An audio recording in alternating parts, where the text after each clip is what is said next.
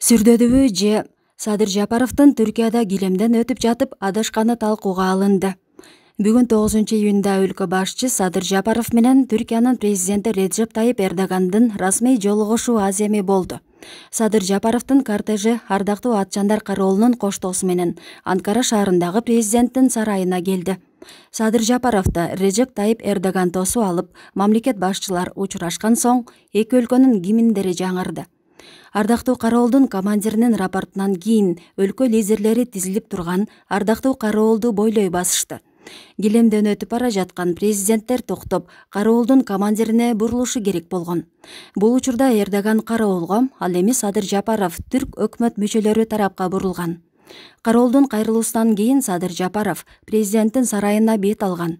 Бул учурда түрк лидери Жапаровго өкмөт мүчөлөрү тарапка бурулууну көрсөтөт.